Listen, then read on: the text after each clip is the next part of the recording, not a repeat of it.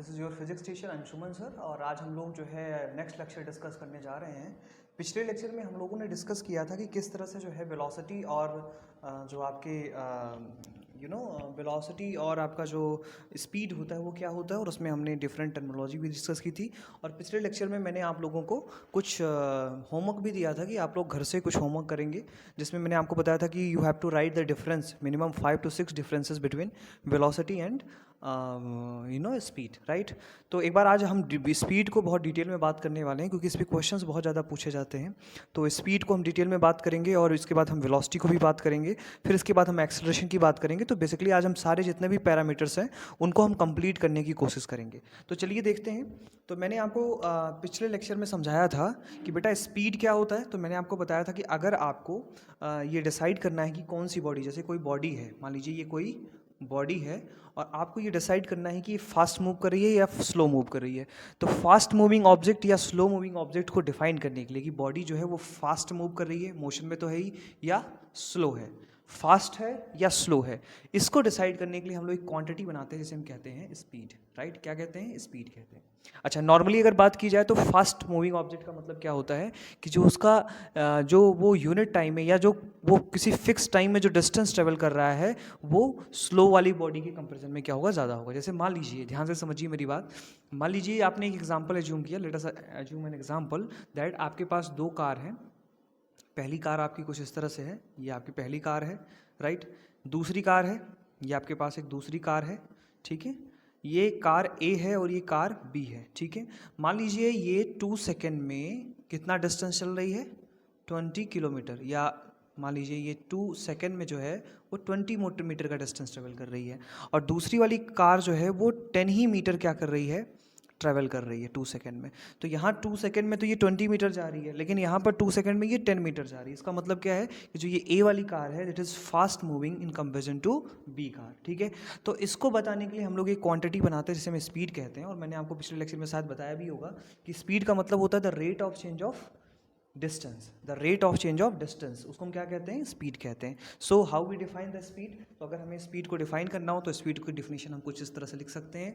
ध्यान से देखिए, आप ध्यान से देखेंगे तो समझ में आ जाएगा। सो स्पीड को हम वी से डिनोट करते हैं। ये अलग अलग बुक में अलग अलग जो है सिंबल से रिप्रेजेंट किया गया है, लेकिन आप कंफ्यूज नहीं होंगे। यहाँ पर इसको हम किससे रिप्रेजेंट करेंगे, वी से रिप्रेजेंट करेंगे, ठीक है। केवल और केवल वी से रिप्रेजेंट करेंगे। लेकिन जब हम इस वेलोसिटी की बात करते हैं तो वहाँ पे उसके ऊपर वेक्टर लगा देते हैं। तो अभी यहाँ पे हम लोग स्पीड की बात कर रहे हैं, तो हम लोग स्पीड को देख लेते हैं। तो मैंने आपको कहा कि distance travel upon time taken, ठीक है। कितने समय में कितना डिस्टेंस ये ट्रेवल कर रहा है, ये डिसाइड करेगा कि उसकी स्पीड कितनी है, ठीक है। अगर कम समय में वो ज़्यादा डिस्टेंस ट्रेवल कर रहा है, इसकी मतलब इसकी स्पीड ज़्यादा है, वो फास्ट मूविंग ऑब्जेक्ट है। और अगर ज़्यादा समय में, मोर टाइम में वो लेस डिस्टेंस ट्रेवल कर रहा है, इसका मतलब क्या है, स्लो मूविंग ऑब्जेक्ट है। तो किसी भी ऑब्जेक्ट को स्लो या फास्ट बताने के लिए हम लोग इस क्वांटिटी का यूज़ करते हैं। अब स्पीड की कुछ अगर प्रॉपर्टीज़ की बात की जाए तो सबसे पहली प्रॉपर्टी होती है कि स्केलर क्वांटिटी होती है। क्या होती है? स्केलर क्वांटिटी होती है। स्केलर क्वांटिटी कैसे होगी बेटा? क्योंकि डिस्टेंस को आप, distance is a scalar quantity, मैंने आपको बताया था। इसमें डायरेक्शन का इंपॉर्टेंस नहीं होता, इसलिए जब भी इसको रिप्रेजेंट करते हैं तो उसके ऊपर वेक्टर नहीं लगाते, केवल वी से रिप्रेजेंट करते हैं। तो पहली क्वांटिटी ये हो गई कि ये कैसी क्वांटिटी है, स्केलर क्वांटिटी है। दूसरी बात जो इसमें निकल करके आती है कि इसकी जो यूनिट होगी बेटा, अगर इसकी आप यूनिट निकालना चाहें तो देखिए डिस्टेंस अपॉन टाइम, तो मीटर पर सेकंड हो जाएगा। तो इसकी यूनिट जो होगी मीटर पर सेकंड हो जाएगी। और इसकी अगर डायमेंशन की बात की जाए तो इसकी डायमेंशन होती है LT पावर -1, ठीक है। मीटर पर सेकंड, सेकंड को ऊपर ले जाओगे तो T पावर -1 हो जाएगा, ठीक है। आई होप इतनी बात समझ में। स्केलर क्वांटिटी होती है ये जो है मीटर पर सेकंड है इसकी यूनिट, और इसकी डायमेंशन जो होती है वो LT पावर -1 होती है। और थर्ड पॉइंट की अगर हम बात करें तो क्योंकि ये डिस्टेंस पे डिपेंड करता है, और मैंने आपको डिस्टेंस और डिस्प्लेसमेंट के बीच में अंतर समझाया था कि डिस्टेंस और डिस्प्लेसमेंट में बेसिक अंतर क्या होता है बेटा, बेसिक अंतर ये होता है, बेसिक डिफरेंस ये होता है कि डिस्टेंस और डिस्प्लेसमेंट, डिस्टेंस जो है वो मेनी वैल्यू फंक्शन है। मतलब एक दो पॉइंट के बीच की डिस्टेंस अलग अलग हो सकती है। अगर आप अलग अलग पाथ से जाओगे तो उसकी वैल्यू क्या होगी, अलग अलग हो सकती है। लेकिन अगर हम डिस्प्लेसमेंट की बात करें तो डिस्प्लेसमेंट जो होता है वो शॉर्ट रेंज फोर्स होता है। शॉर्ट रेंज फोर्स का मतलब बेटा क्या होता है कि वो जो है दो पॉइंट के बीच का क्या होता है, फिक्स डिस्टेंस होता है। मतलब the shortest distance between 2 point is known as the displacement. क्योंकि यहाँ पे आप डिस्टेंस ले रहे हो इसलिए एक ऐसी क्वांटिटी हो जाएगी, स्केलर क्वांटिटी हो जाएगी, ठीक है। तो डिस्टेंस मेनी वैल्यू हो सकता है, इसलिए स्पीड भी क्या होगी, मेनी वैल्यूज़ फंक्शन होगी, मेनी वैल्यूज़, ठीक है। ये क्या होगी, मेनी वैल्यूज़ होगी, इसकी एक से ज़्यादा वैल्यूज़ क्या हो सकती हैं, हो सकती हैं। तो ये कुछ बेसिक प्रॉपर्टीज़ मैंने आपको बताई स्पीड की, कि स्पीड क्या होता है। इसकी स्पीड एक स्केलर क्वांटिटी है, इसकी यूनिट जो होती है वो मीटर पर सेकंड होती है, इसकी जो डायमेंशन होती है वो L⁻⁻⁻⁻ होती है, और ये जो है मेनी वैल्यू फंक्शन है। दैट्स मीन अलग अलग डिस्टेंस, मतलब ये पाथ पे डिपेंड करेगा। किस पे डिपेंड करेगा, पाथ पे डिपेंड करेगा। ये इनिशियल और फाइनल पोजीशन पे डिपेंड नहीं करेगा। अब देखिए हमारे मैथमेटिक्स में दो तरह के फंक्शन होते हैं, एक होता है पाथ फंक्शन, दूसरा होता है पॉइंट फंक्शन, है ना। Path function and point function, तो फिजिक्स में भी हम इसका यूज़ करते हैं। पाथ फंक्शन का मतलब होता है कि ऐसी क्वांटिटी जो पाथ पे डिपेंड करती है, जैसे डिस्टेंस हो गया, अगर पाथ अलग होगा तो डिस्टेंस अलग होगा। जैसे ए और बी दो पॉइंट्स हैं, उनके बीच में आपको जाना है, तो आप अलग अलग पाथ चूज कर सकते हो। जैसे ये पॉइंट ए है और ये पॉइंट बी है, अब आपको ऐसे जा सकते हो, ऐसे जा सकते हो, ऐसे जा सकते हो, ऐसे जा सकते हो, तो अलग अलग पॉइंट से आप क्या कर सकते हो, जा सकते हो। तो अलग अलग पाथ के लिए जो है अलग अलग डिस्टेंस हो सकती है। तो ये किस पे डिपेंड कर रहा है, ये पाथ पे डिपेंड कर रहा है। लेकिन जब आप डिस्प्लेसमेंट की बात करते हैं तो इनिशियल और फाइनल पोजीशन पे डिपेंड करता है ना। तो ऐसे फंक्शंस जो केवल इनिशियल और फाइनल पोजीशन पे डिपेंड करते हैं उसे हम कहते हैं पॉइंट फंक्शन। तो डिस्प्लेसमेंट कैसा फंक्शन है, पॉइंट फंक्शन है। डिस्टेंस कैसा फंक्शन है, it is a path function, क्योंकि किस पे डिपेंड करता है, पाथ पे डिपेंड करता है। आई होप इतनी बात आपको क्लियर हो गई होगी। अब हम लोग इसके कुछ और टर्मिनोलॉजी की बात करते हैं। तो मैंने आपको शुरू वाले लेक्चर में ही बताया था कि we have to use 4 terms, that is uniform, non uniform, instantaneous and that is the instantaneous and average. तो ये 4 टर्म हम डिस्कस करेंगे, 4 टर्म्स यहाँ पे हम डिस्कस करेंगे, और इनके साथ स्पीड को लगा करके डिस्फॉर्म, नॉन यूनिफॉर्म, एवरेज और इंस्टेंटेनियस का क्या मतलब होता है, ये सभी बेसिक टर्म्स हैं और ये समझना बहुत ज़रूरी है आपके लिए, क्योंकि बोर्ड के एग्जाम्स में ये चीज़ें आती हैं। तो you all are requested, so kindly noted down, इसको आप अच्छे से नोट कर लें, अच्छे से नोट्स बना लें, ठीक है। तो चलिए हम लोग डिस्कस करते हैं। सबसे पहले हम लोग बात करेंगे यूनिफॉर्म स्पीड की, बात करेंगे यूनिफॉर्म स्पीड क्या होता है, ठीक है। यूनिफॉर्म स्पीड, ठीक है। तो इसके लिए बेटा हम छोटा सा एग्जांपल लेते हैं। मान लीजिए एक कार है आपके पास, ये कार है, ठीक है, ये आपके पास कार है, और ये कार जो है पॉइंट ए से ट्रेवल करना स्टार्ट करती है, और ये पॉइंट ए से ट्रेवल करते करते कहाँ पहुँच जाती है, पॉइंट बी पे पहुँच जाती है, और फिर यहाँ से ट्रेवल करती है, फिर पॉइंट सी पे पहुँच जाती है, और फिर कहाँ पहुँचती है, पॉइंट डी पे पहुँच जाती है। तो ए बी सी डी ये 4 पॉइंट्स हैं, और ए से डी तक इसको जाना है, तो ये 4 सेगमेंट में क्या कर रहा है, ट्रेवलेंस कर रहा है। हम देखते हैं कि ए से बी तक जाने में इसको 2 आवर्स का टाइम लगता है, और डिस्टेंस कितना ट्रेवल करता है ये 2, आप मान लीजिए ऐसे 20 किलोमीटर, चलिए 20 किलोमीटर हमने मान लिया। अगले सेगमेंट में हम देखते हैं कि बी से सी तक जाने में इसको जो टाइम लगता है 2 आवर्स में, ये फिर से क्या करता है, 20 किलोमीटर की डिस्टेंस क्या करता है, ट्रेवल करता है। फिर से अगले सेगमेंट में हम देखते हैं तो फिर से क्या करता है, 2 आवर्स में 20 किलोमीटर का सेगमेंट क्या करता है, ट्रेवल करता है। तो इस तरह से ये सेम टाइम में सेम डिस्टेंस क्या कर रहा है, ट्रेवल कर रहा है, सेम टाइम में सेम डिस्टेंस ट्रेवल कर रहा है। इसका मतलब यूनिफॉर्म स्पीड का मतलब होता है, देखो ध्यान से मेरी बात समझो, अगर मैं यहाँ से स्पीड कैलकुलेट करूँ तो स्पीड इक्वल टू क्या होता है, डिस्टेंस अपॉन टाइम। तो डिस्टेंस यहाँ पे 20 है और टाइम कितना है, 2 आवर्स। तो कितना आ गया बेटा, 1 किलोमीटर पर आवर। यहाँ पे स्पीड कितनी आ गई, 1 किलोमीटर पर आवर। इसको V1 मान लीजिए आप। इसी तरीके से अगर मैं बी से सी के बाद में बात की, चलो इसको V1 नहीं मान करके ए बी के बीच की वेलोसिटी मान लेते हैं, सॉरी स्पीड मान लेते हैं। अब यहाँ से हम इसको बी से सी के बीच की वेलोसिटी निकालनी हो, तो डिस्टेंस कितना ट्रेवल हुआ, टाइम कितना लगा। तो बेटा देखो डिस्टेंस तो ट्रेवल हुआ 20 और टाइम कितना लगा, 2 आवर्स। तो फिर से यहाँ पे कितना आ गया, 1 किलोमीटर पर आवर। यहाँ भी हम निकालेंगे तो यहाँ पर भी हमें सी डी के बीच में जो हमें वेलोसिटी मिलेगी वो कितनी मिलेगी, 1 किलोमीटर पर आवर। तो आप देख रहे हैं कि इक्वल टाइम में इक्वल जो है डिस्टेंस ट्रेवल कर रहा है, इस वजह से इन सभी की वेलोसिटीज़ आपस में क्या है, देखिए कांस्टेंट है।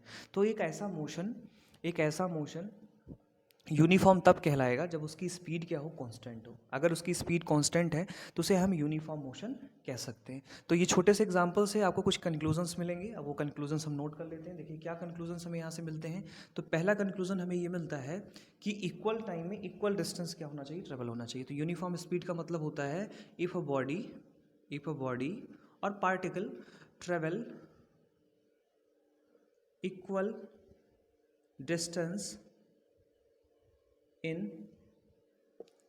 equal interval of time, ठीक है, then it is known as the uniform speed. और इसके लिए क्या कंडीशन है यूनिफॉर्म स्पीड के लिए, स्पीड की वैल्यू क्या होनी चाहिए, कांस्टेंट होनी चाहिए। क्या होनी चाहिए बेटा? कांस्टेंट।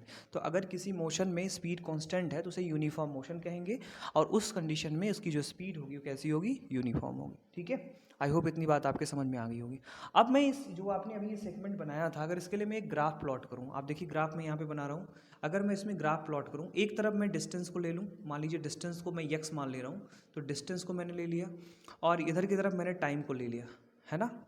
और मैंने यहाँ पे सेगमेंट्स बना दिए 2 hours, 4 hours, 6 our and 8 our and 10 hours, इस तरह से मैंने बना लिए। दिस इज़ द, मैं यहाँ पे अगर मेंशन कर दूँ, यहाँ पे मैं कहूँ this is the 2, this is 4, this is 8, this is 10, this is 12। ये किस में है? टाइम आवर्स में है। ठीक है, आप मिनट में भी ले सकते हो, कन्वर्ट कर दोगे तो डिस्टेंस भी। और ये डिस्टेंस कितना था? ये 100, 200, 300, 400, 500, 600, इस तरह से डिस्टेंस है। तो अब डिस्टेंस जो है वो किस में है? किलोमीटर में है। ठीक है, अब अभी इसके पहले जो हमने एनालॉजी ली थी, अगर आपको याद होगा, तो उसमें हम देख रहे थे कि 2 आवर्स में ये कितना चल रहा है? 100 मिनट। तो ये ग्राफ का पॉइंट यहाँ पे आ जाएगा। एक्स एक्सिस के लॉन्ग हमने टाइम को लिया है, और वाई के खिलाफ जो है हमने क्या लिया है? डिस्टेंस को लिया। तो हमने देखिए यहाँ पे ड्रॉ किया तो पॉइंट ये मिल गया। अगले 2 आवर्स में, अगले 2 आवर्स का मतलब 4 आवर्स में कितनी डिस्टेंस चल चुका होगा? वो 100, और 100 फिर जा रहा है, तो ये 200 किलोमीटर जा रहा है। मतलब 2 और 4 के बीच का गैप कितना है? 2 आवर्स। 2 आवर्स में कितना चल रहा है? फिर से 100 चल रहा है। इसका मतलब अगला पॉइंट यहाँ पे आएगा, मतलब 4 आवर्स। अब नेक्स्ट वाला कितना हो जाएगा? 4 आवर्स में कितना चल पा रहा है वो? 200। फिर से अगले में कितना जा रहा है? 4, उसके बाद फिर से जा रहा है अगला, यहाँ पे 6 होना चाहिए था, तो यहाँ पे पॉइंट आएगा, यहाँ पे पॉइंट। तो इस तरह से यूनिफॉर्म में जब आप ग्राफ बनाते हैं बेटा, तो आपको बिल्कुल से स्ट्रेट लाइन मिलती है। क्या मिलती है? स्ट्रेट लाइन मिलती है ना। तो जब भी मोशन आपका यूनिफॉर्म होगा या स्पीड यूनिफॉर्म होगी, उस कंडीशन में आपको इस तरह से क्या मिलेगा? ग्राफ हमेशा क्या मिलेगा? स्ट्रेट लाइन मिलेगा। और हर पॉइंट के लिए इसका जो स्लोप होगा, स्लोप का मतलब एक्स एक्सिस के साथ ये ग्राफ कितना बना रहा है। स्लोप का मतलब होता है बेटा the angle between x axis क्यों? क्योंकि एक्स एक्सिस को हमने हॉरिजॉन्टल के पैरेलल माना है। तो the graph between x axis and what? And the graph, that's mean x axis और ग्राफ के बीच का जो एंगल है उसे हम क्या कहते हैं? स्लोप कहते हैं। तो अगर यहाँ से मैं नोट करूँ तो थीटा को हम क्या कहते हैं बेटा? स्लोप कहते हैं। क्या कहते हैं? स्लोप कहते हैं। और किसी भी एक्स टी मतलब डिस्टेंस टाइम ग्राफ, ध्यान से समझिएगा, यहाँ पे मैं इसको रेज करके ऊपर समझाता हूँ आपको। ठीक है, देखिए मैं इसको रेज कर दे रहा हूँ, इस ग्राफ को अच्छे से मैं एक्सप्लेन कर रहा हूँ, क्योंकि ग्राफ के क्वेश्चन बहुत इंपॉर्टेंट होते हैं और आपके एग्जाम में आते हैं। तो देखिए मेरी बात समझिए। तो डिस्टेंस टाइम ग्राफ जो है, डिस्टेंस टाइम ग्राफ, ठीक है बेटा, ध्यान से समझिएगा। डिस्टेंस टाइम ग्राफ का मतलब क्या हुआ कि एक्स एक्सिस पे हम क्या ले रहे हैं? टाइम को ले रहे हैं, वाई एक्सिस पे हम डिस्टेंस को ले रहे हैं। और जब ग्राफ बना रहे हैं तो इसमें इस तरह से आ रहा है। अगर किसी एक पर्टिकुलर पॉइंट पे आपको स्पीड की वैल्यू पूछी जाती है, तो आप कोई एक पॉइंट चूज कर लो कि सभी पॉइंट की वैल्यू तो बराबर है। तो बेटा अगर ये x है तो ये भी डिस्टेंस क्या होगी? x होगी, और ये t होगा। तो अगर मैं यहाँ से tan थीटा निकाल लूँ, tan थीटा, देखो ये ट्राइंगल बन गया ना। अगर ये वाली डिस्टेंस x है तो ये भी डिस्टेंस x होगी, और ये t है तो ये भी t होगा। तो यहाँ से मैं ट्राइंगल में थीटा की वैल्यू निकालना चाह रहा हूँ, क्योंकि थीटा को आप क्या कह रहे हो? थीटा को आप स्लोप कह रहे हो। तो tan theta is equal to आ जाएगा बेटा, that is the perpendicular upon base, तो x अपॉन टी। और x अपॉन टी को आप क्या कहते हो? X upon T. Distance upon time को क्या कहते हो? स्पीड कहते हो। क्या कहते हो? स्पीड। और टेन थीटा जो है, क्योंकि थीटा इसके साथ लगा हुआ है, तो उसको हम कहते हैं टेंजेंट या slope. Slope of XT graph, slope of XT graph क्या रिप्रेजेंट करता है? ये स्पीड को रिप्रेजेंट करता है। क्या रिप्रेजेंट करता है बेटा? स्पीड को रिप्रेजेंट करता है। अभी मेरी बात समझ गए होंगे। अच्छा, स्लोप निकालने के लिए आप क्या करोगे? ग्राफ पे क्या करोगे? टेंजेंट ड्रॉ कर दोगे। क्या ड्रॉ करोगे? टेंजेंट। तो अगर इस स्लोप का आप टेंजेंट ले लें तो आपको क्या मिल जाता है? आपको जो है वेलोसिटी मिल जाती है। तो देखो, सॉरी, नॉट वेलोसिटी, स्पीड मिल जाता है आपको। तो डिस्टेंस टाइम ग्राफ का जो स्लोप होता है हमें क्या रिप्रेजेंट करता है? स्पीड रिप्रेजेंट करता है। अगर जो है आपका मोशन यूनिफॉर्म है या स्पीड यूनिफॉर्म है, तो उसमें हमेशा ग्राफ आपको कैसा मिलेगा? स्ट्रेट लाइन मिलेगा। ठीक है। अच्छा, मैंने आपको शायद डिफरेंशिएशन में एक बात और समझाई थी कि डिफरेंशिएशन में क्या बात समझाई थी कि अगर किसी भी ग्राफ पर, किसी भी कर्व पर आपको टेंजेंट खींचना है तो आप उसे डिफरेंशिएट कर दो। उसे क्या करोगे? आप डिफरेंशिएट कर दोगे। तो अगर इसी स्पीड के फॉर्म को हम dx अपॉन dt लिख दें, dx अपॉन dt लिख दें, तो किसी भी तरह का ग्राफ अगर हो तो हम उसके लिए क्या निकाल सकते हैं? स्पीड की वैल्यू निकाल सकते हैं। तो उसको हम आगे देखते हैं। अगला जो है हमारा, that is the non uniform motion. तो यूनिफॉर्म मोशन आई होप समझ में आ गया होगा आप लोगों के। यूनिफॉर्म या यूनिफॉर्म स्पीड, तो इस यूनिफॉर्म स्पीड का मतलब जहाँ पर स्पीड क्या हो? कॉन्स्टेंट हो, इक्वल टाइम में इक्वल डिस्टेंस का क्या हो? ट्रेवलेंस हो। अगला हम बात करते हैं नॉन यूनिफॉर्म। नॉन यूनिफॉर्म, ठीक है बेटा। अब नॉन यूनिफॉर्म में क्या होता है? नॉन यूनिफॉर्म स्पीड का मतलब होता है कि अगर इक्वल टाइम में अनइक्वल डिस्टेंस ट्रेवल हो। इक्वल टाइम में अगर अनइक्वल डिस्टेंस ट्रेवल हो तो ऐसी सिचुएशन में उसका मोशन या उसकी जो स्पीड होगी वो क्या कहलाएगी, नॉन यूनिफॉर्म स्पीड कहलाएगी। और ऐसी सिचुएशन में जो स्पीड होती है वो वेरिएबल होती है। क्या होती है बेटा, वेरिएबल होती है, वो कांस्टेंट नहीं होती है। तो पहचानने का तरीका क्या है कि आप कैसे पहचानोगे यूनिफॉर्म है नॉन यूनिफॉर्म है, तो अगर स्पीड लगातार चेंज हो रही है, किसी सिचुएशन में स्पीड कुछ और है और किसी सिचुएशन में स्पीड कुछ और है, तो ऐसी सिचुएशन में जो स्पीड होगी वो वेरिएबल हो जाएगी और ऐसे मोशन को या ऐसे स्पीड को हम नॉन यूनिफॉर्म मोशन कहते हैं। ठीक है, चलिए एग्जांपल के थ्रू समझते हैं। एक कार है हमारे पास, दिस इज द कार, और ये कार क्या करती है, फिर वही सेम एग्जांपल लेते हैं। ए से बी तक गई, बी से सी गई, सी से डी गई। ठीक है, दोनों सभी में क्या लगता है, 2 आवर्स का टाइम लगता है। आप देखिए यहाँ पे टाइम को हम फिक्स कह रहे हैं। कुछ बच्चे पूछते हैं कि सर टाइम को वेरिएबल कर दें, डिस्टेंस को फिक्स कर दें, तब भी आपकी स्पीड जो है चेंज हो जाएगी। तो बात तो वही हुई ना भाई, कम टाइम में ज़्यादा डिस्टेंस ट्रेवल हो रहा है, तो डिस्टेंस को आपने फिक्स कर दिया तो टाइम को रिड्यूस कर दिया। मतलब दोनों इक्वल नहीं होने चाहिए। अगर इक्वल टाइम में इक्वल डिस्प्लेसमेंट हो रहा है, इक्वल टाइम में इक्वल डिस्टेंस ट्रेवल हो रहा है, तो ये तो यूनिफॉर्म होगा। अब इन दोनों में से कोई अंतर हो सकता है, जैसे टाइम भी चेंज हो सकता है और डिस्टेंस भी चेंज हो सकता है ना। लेकिन अपने कन्वीनियंट के अकॉर्डिंग हम क्या करते हैं, हम टाइम को सेम मान लेते हैं। यहाँ भी 2 आवर्स, यहाँ भी 2 आवर्स, यहाँ भी 2 आवर्स, ताकि अच्छे से समझ में आ जाए। अब क्या होता है कि मान लीजिए ये 100 पहले 2 आवर्स में 100 गया, दूसरे में ये 300 चला जा रहा है, तीसरे में ये 400 चला जा रहा है। तो देखिए अलग अलग टाइम में अलग अलग डिस्टेंस ट्रेवल कर रहा है। मतलब देखिए यहाँ पे ये टाइम 2 आवर्स है, यहाँ पे टाइम 2 आवर्स है, मतलब यहाँ पे 2 आवर्स में 100 गया, यहाँ पे 2 आवर्स में 300 गया, यहाँ पे 2 आवर्स में 400 गया। तो इसकी वेलोसिटीज़ भी क्या होंगी, अलग अलग होंगी। अगर इसकी वेलोसिटीज़ अलग अलग होंगी तो ऐसे मोशन को हम क्या कहते हैं, नॉन यूनिफॉर्म मोशन कहते हैं, और इसकी स्पीड को हम क्या कहते हैं, नॉन यूनिफॉर्म स्पीड कहते हैं। ठीक है, आई होप समझ में आ गया होगा। अब इसके बीच में अगर हम ग्राफ बनाएं तो बेटा ग्राफ जो होगा, इधर की तरफ तो आप एक्स ले रहे हो, इधर की तरफ आप टी ले रहे हो, मतलब टाइम और डिस्प्लेसमेंट एक्स टी ग्राफ आप बना रहे हो। तो अब अगर हम यहाँ पे ध्यान से समझें तो इसका जो ग्राफ होगा वो हमेशा क्या आएगा, टिल्टेड आएगा। आई मीन हो सकता है ये टेढ़ा मेढ़ा कुछ इस तरह से आ जाए। अगर ऐसा, तो अगर टेढ़ा मेढ़ा ग्राफ आ रहा है तो ऐसी सिचुएशन में आप क्या करते हैं, ऐसी सिचुएशन में आप लोग जो है इस तरह से आपको ग्राफ मिलता है। तो अगर स्ट्रेट लाइन ग्राफ मिल रहा है तो यूनिफॉर्म, अगर इस तरह से कर्व ग्राफ मिल रहा है तो क्या क्या होगा, ये आपका नॉन यूनिफॉर्म स्पीड होगा। ठीक है, बात समझ में आ गई। अब आपसे पूछा जाए कि भाई कोई दो ग्राफ दे दिए गए, पूछा गया कि यूनिफॉर्म कौन सा है, तो आप देखोगे जो बिल्कुल से स्ट्रेट लाइन ग्राफ है वहाँ पर जो है आपको वैल्यू मिलेगी। अब जैसे रही बात की, मैंने आपको बताया कि अगर आप किसी कर्व पे टेंजेंट ड्रॉ करते हैं तो वो स्पीड की डायरेक्शन देगी। स्पीड किस ग्राफ में, एक्स टी ग्राफ में। अगर आपके पास डिस्टेंस टाइम ग्राफ है तो उसमें आप कहीं पर भी टेंजेंट ड्रॉ कर दो तो आपको उस पॉइंट का क्या मिल जाएगा, स्पीड मिल जाएगा। जैसे मुझे यहाँ पे निकालना है तो मैं यहाँ पे ग्राफ ड्रॉ कर दूँ टेंजेंट, तो ये वाला एंगल मुझे क्या बताएगा, इसकी स्पीड बताएगा। यहाँ पे निकालना है तो मुझे टेंजेंट ऐसे ड्रॉ करना पड़ेगा, देखो एंगल चेंज हो गया। तो अगर कर्व ग्राफ है तो हर पॉइंट का अपना अलग अलग एंगल होगा, अलग अलग स्लोप होगा। तो अगर अलग अलग स्लोप होगा तो अलग अलग वेलोसिटी भी होगी। ठीक है, आई होप समझ में आपके आ गया होगा। अब क्योंकि वेरिएबल स्पीड है तो वेरिएबल स्पीड में मैंने आपसे पूछा कि भाई ए से सी तक जब आप गए तो आपकी स्पीड क्या रही, तो आपके लिए एक बहुत ही प्रॉब्लम क्रिएट हो जाती है। प्रॉब्लम क्या क्रिएट होती है, आप कैसे बताओगे कि भाई जब ए से बी तक गए तो 100 किलोमीटर 2 आवर्स में ट्रेवल किया, तो पूरा दिन आपको निकल जाएगा बताने में। मेरी बात ध्यान से समझिए, कभी आपकी स्पीड कम होती है, कभी आपकी स्पीड ज़्यादा होती है ना, कभी स्पीड बढ़ जाती है, कभी स्पीड कम हो जाती है। अगर आप बाइक या साइकिल चलाते हैं तो इस बात को बहुत अच्छे से समझ सकते हैं कि जब साइकिल बहुत फास्ट चल रही होती है, कहीं ब्रेकर आ गया तो आपको स्पीड कम करनी पड़ती है। लेकिन अगर आपसे नॉर्मली कोई पूछता है कि भाई बताओ कितनी स्पीड से गए, तो कहते हैं कि सर 40 किलोमीटर की स्पीड से गए। तो क्या ये 40 किलोमीटर कॉन्स्टेंट स्पीड थी, क्या आप कॉन्स्टेंट स्पीड से जा सकते हैं, नहीं जा सकते हैं। तो इसको समझने के लिए हम लोग जो है एक टर्म यूज़ करेंगे आगे चल करके, that is the average speed. तो अगर वेरिएबल वेलोसिटी के साथ या वेरिएबल स्पीड के साथ, क्योंकि यहाँ स्पीड की बात करें तो स्पीड की ही बात कर लेते हैं, तो वेरिएबल स्पीड के साथ अगर कोई कार या कोई बॉडी जो है मूवमेंट करती है, मूव करती है, और उसको उसकी वेलोसिटी आपको बतानी है, तो आप क्या करते हैं, टोटल डिस्टेंस को टोटल टाइम से डिवाइड कर देते हैं। तो अब मुझे क्या करना है, अगला जो पढ़ना है that is known as the average speed. क्या पढ़ना है बेटा, एवरेज स्पीड। हमें जो है एवरेज स्पीड के बारे में बात करना है, और एवरेज स्पीड को वी बार से रिप्रेजेंट करते हैं, या ऐसे हम नोट कर लेते हैं EVE, है ना, एवरेज, या EVG नोट कर लेते हैं, एवरेज। ठीक है, तो ये थोड़ा सा ध्यान में रखें। आप यहाँ पे बार है, ये वेक्टर नहीं है, बार बार का मतलब एक लाइन खींच दोगे आप एवरेज निकालने के लिए। तो एवरेज स्पीड इक्वल टू होता है total distance travel, total distance upon total time, total time. ठीक है बेटा, ये हो गया VAV।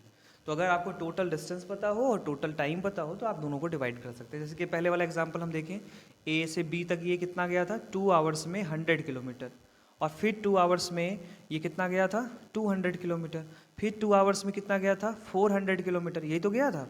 चलिए मान लेते हैं रफ कैलकुलेशन के लिए, ये फिर 2 आवर्स। अब आपसे पूछा कि भाई स्पीड बताओ, तो क्या करोगे आप, टोटल डिस्टेंस स्क्वायर कर लोगे। 200 200 400 कितना हो गया 700, तो ये कितना हो गया 700, टोटल डिस्टेंस 700। टोटल टाइम कितना 2 2 4 2 6 कितना 6, डिवाइड कर दीजिए, आपको एवरेज स्पीड पता चल जाएगी। ठीक है, तो इस तरह से हम लोग एवरेज वैल्यू को क्या करते हैं, फाइंड आउट करते हैं। ठीक है, टोटल डिस्टेंस को टोटल टाइम से डिवाइड कर दीजिए, आपको जो है क्या मिल जाएगा, एवरेज स्पीड मिल जाएगा। और नॉर्मली हम लोग एवरेज स्पीड की ही बात करते हैं। ठीक है, बात समझ में आ गई। अब हम थोड़ा आगे चलते हैं, और आगे चलने पर हम लोग जो है कि बात करेंगे अब, now we are talking about the instantaneous speed. ये काफ़ी इंपॉर्टेंट है, इंस्टेंटेनियस स्पीड, इंस्टेंटेनियस स्पीड। ठीक है, इंस्टेंटेनियस स्पीड, तो इंस्टेंटेनियस नाम से क्लियर है, इंस्टेंट। तो अगर आपसे पूछा जाए कि speed at a particular time, speed at a particular time बताइए। जैसे एग्जांपल समझिए, ये पॉइंट ए है, ये पॉइंट बी है, पॉइंट ए से बी तक आप जाते हैं, मान लीजिए आपने 200 किलोमीटर की डिस्टेंस ट्रेवल करी, आपको टाइम लगा 6 आवर का। ठीक है, अब मैं आपसे पूछूं कि जब आप 30 मिनट पे थे, जब आपने इनिशियल पॉइंट से स्टार्ट किया और 30th मिनट पे थे, 30th मिनट पे थे, तो आपकी स्पीड उस टाइम पे कितनी थी। ठीक है, तो ये बहुत ही टिपिकल टास्क हो जाएगा भाई, 200 किलोमीटर हमने ट्रेवल किया, एवरेज पूछते बता देता, वेलोसिटी पूछते तो बता देता। लेकिन अब आप पूछ रहे हैं कि 30 सेकंड में जब आप थे तो बताइए कि आपकी स्पीड कितनी थी। ऐसी सिचुएशन को टैकल करने के लिए हम लोग क्या करते हैं, हम लोग जो है डिफरेंशिएशन मेथड का यूज़ करते हैं। और डिफरेंशिएशन मेथड में कैसे यूज़ करते हैं, ध्यान से समझिए। देखो, इंस्टेंटेनियस स्पीड, क्योंकि इंस्टेंटेनियस स्पीड बहुत ही छोटा इंस्टेंट होता है, बहुत ही छोटा टाइम होता है, ऐसे को टैकल करने के लिए हम लोग वो छोटी सी डिस्टेंस का मतलब उतने छोटे से टाइम उसने कितना डिस्टेंस ट्रेवल किया, ये कैलकुलेट करते हैं। इसको हम dx से रिप्रेजेंट करते हैं। dx का मतलब very small distance in very small time, है ना। तो देखो मैंने लिखा है dx upon dt। dx upon dt का मतलब क्या हुआ, dx का मतलब very small time and dt का मतलब very small distance and to the very small time. तो छोटे से समय में छोटा सा जो डिस्टेंस ट्रेवल हुआ, इन दोनों का जो रेशियो कहलाएगा वो क्या कहलाएगा, इंस्टेंटेनियस वैल्यू क्या कहलाएगी, है ना। किसी एक पर्टिकुलर टाइम पे आपको निकालना होता है। अब मान लीजिए कि जैसे ये ग्राफ है ना, मान लीजिए कोई एक मोशन हो रहा है, ऐसे मोशन हो रहा है, ठीक है, नॉन यूनिफॉर्म मोशन हो रहा है, ये आपका डिस्टेंस है और ये आपका टाइम है। अब आपसे पूछ लिया गया कि बताइए जब t = 6 सेकंड पे थे तो बताएं कि उस टाइम पे आपकी वेलोसिटी कितनी थी। तो मान लीजिए t = 6 यहाँ पे है, तो आपने ऐसे ड्रॉ किया, तो यहाँ पे ये पॉइंट मिल रहा है, आपने ऐसे ड्रॉ किया, यहाँ पे ये पॉइंट मिल रहा है, आपने इस पर टेंजेंट ड्रॉ कर दिया। तो भाई आप जब टेंजेंट ड्रॉ करोगे तो बेटा ये वाली वैल्यू कितनी, थीटा। अच्छा, ये वाली डिस्टेंस dx, क्योंकि उस टाइम पे छोटा सा डिस्टेंस ट्रेवल किया रहेगा, और ये छोटा सा समय dt। तो अब ये बेटा dx ये हो गया, dt ये हो गया। अब यहाँ से आप tan थीटा निकालो, tan थीटा = आ जाएगा dx अपॉन dt। ठीक है, और इसी को क्या कहते हो, v इंस्टेंटेनियस कहते हो। मतलब अगर आपके पास कोई कर्व है, अब इसको निकालने का तरीका क्या है, मान लीजिए आपके पास कोई मोशन हो रहा है और उसका मोशन कुछ इस तरह से हो रहा है, तो इसका कुछ इक्वेशन होगा। मान लीजिए इसका इक्वेशन कुछ ऐसा, अभी एग्जांपल देखेंगे तो समझ में आ जाएगा।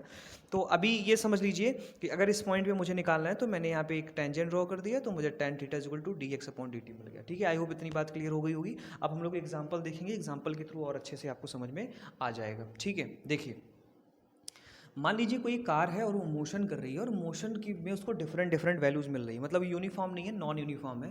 तो अगर मैं एक ग्राफ बनाऊं तो उसका ग्राफ जो है कुछ इस तरह से आता है। ठीक है, अब मैं आपसे पूछूं कि किसी एक पर्टिकुलर टाइम पे बताएं।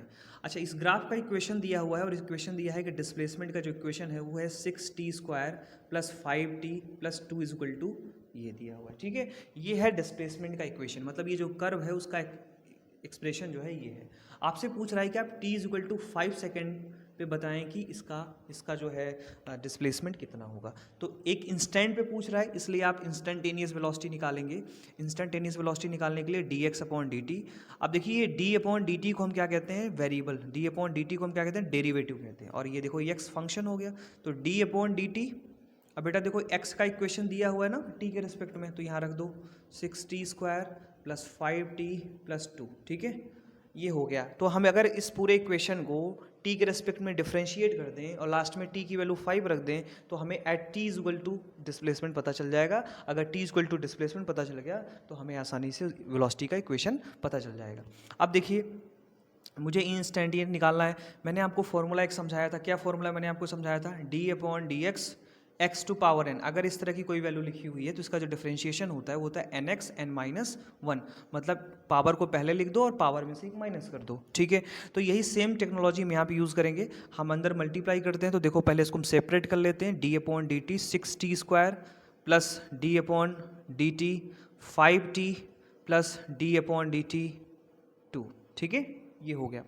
अब इसमें क्या करना है बेटा, आपको डिफरेंशिएट करना है। तो मैंने आपको कहा था कि अगर कांस्टेंट के साथ वेरिएबल है तो कांस्टेंट को बाहर कर लोगे, और फिर जब इसका डिफरेंशिएशन आप t² का करोगे तो क्या आ जाएगा 2t, है ना, क्योंकि एक पावर माइनस हो जाएगी। यहाँ पे देखना 5 कांस्टेंट है, बाहर कर लिया, t की पावर 1 है, इसका डिफरेंशिएशन करोगे तो 1, और 1 में से 1 माइनस करोगे तो t पावर 0। देखो यहाँ पे पावर 1 है तो पावर पहले आ जाएगी 5 मल्टीप्लाइड बाई 1, और t की पावर कितनी हो जाएगी 1 माइनस 1 मतलब 0, ठीक है। और देखो ये वैल्यू तो कांस्टेंट है तो ये तो 0 हो जाएगा, ठीक है। अब देखना यहाँ पे 6 कितना हो जाएगा 12t हो जाएगा, और यहाँ से देखना बेटा यहाँ पे मल्टीप्लाई t टू पावर 0 का मतलब होता है 1, और यहाँ से आ जाएगा 5। तो ये आपके पास वेलोसिटी का इक्वेशन आ गया। तो इंस्टेंटेनियस वेलोसिटी का इक्वेशन ये हो गया।